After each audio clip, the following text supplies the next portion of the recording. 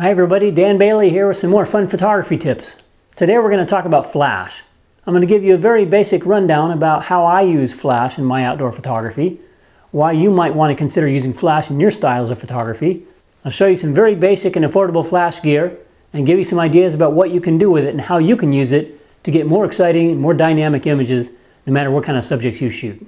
I'll start by saying that most of the time when I'm out shooting, I don't use flash. I typically shoot under natural light. And if you were to go through the majority of images in my photo library, you'll see that they weren't made with a flash. In fact, if you were to come over to my house and take away all my flashes, I'm sure I'd get along just fine for the rest of my life, happily shooting images under natural light. After all, there's nothing so magical and beautiful and tranquil and dramatic and peaceful and edgy and forceful as the natural light and all the different types of illumination that come from our sun. Think about all of the different ways that the sun and the moon, for that matter, can illuminate our scenes. We've got warm light, cool light, direct light, indirect light, bold light, harsh light, muted light, soft light. There really are endless possibilities, certainly enough to keep you busy for the rest of your lives. So why use flash then? Why would we even consider bringing that into the mix? Because in photography, everything is about light. Light makes the picture. Light defines the mood and the persona of your subject matter in the scene.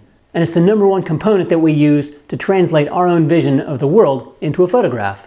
Using flash allows you to take a great subject that might be lit with challenging or unflattering light and turn it into a great photograph that's lit with remarkable light. So in essence, flash allows you to take control during those times when you don't have the luxury of great light.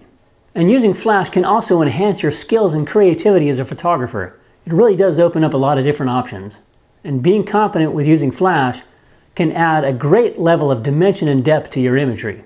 Fortunately, a single flash takes up no more room in your bag than a medium-sized zoom lens. So there's no reason to think that you can't take at least one of these along with you when you're traveling or when you're out shooting in the outdoors. Over the years, I've developed an approach for using flash that fits perfectly with my adventurous, fast-moving shooting style. In fact, I even wrote an ebook called Going Fast with Light that teaches you how to use flash and minimalist style lighting techniques in your outdoor photography. And more importantly, how to do it without burdening yourself with too much gear. The truth is that using flash can make a huge difference in your photography, and it doesn't have to slow you down. And the brand new second edition of my ebook contains an entire list of new and affordable flash gear that works with all camera types, DSLRs and mirrorless.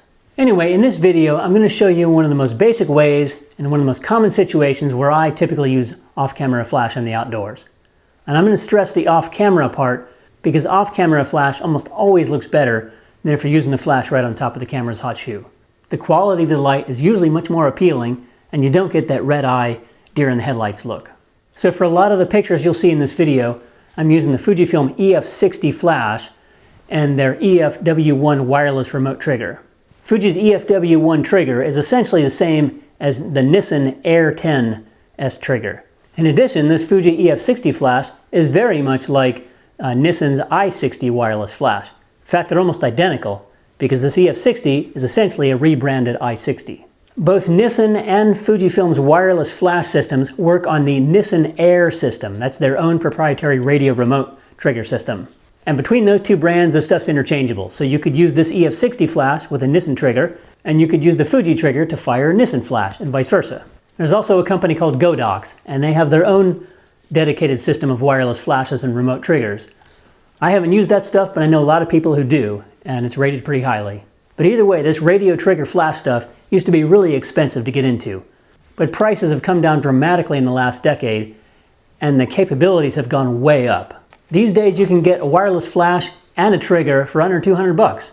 And with a simple setup like that, you can open yourself up to a huge amount of photo opportunities and creative possibilities. And the stuff's nice and small. I mean, this trigger takes 2 AAA batteries and it fits in your pocket. So is that going to slow you down? I don't think so. The main benefit to using a wireless remote trigger is that you can put the flash anywhere. It doesn't have to be line of sight to the camera, and the range on these new triggers is about 100 meters. So you could shoot across a football field length distance with a long telephoto lens and light your subject with a flash on the other end.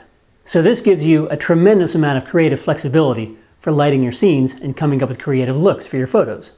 Typically when I'm using flash in the outdoors, I'm either trying to increase or decrease the overall contrast in my scene, or I'm trying to add additional creative interest. In most cases, though, it ends up doing both. You get more manageable, better looking light on your subject. So a common problem is that you could have a subject that's lit with adequate light, that's perfectly exposed from a technical level, but due to the quality of your existing light, it just lacks punch. It just doesn't have a very dynamic look. It's just kind of boring.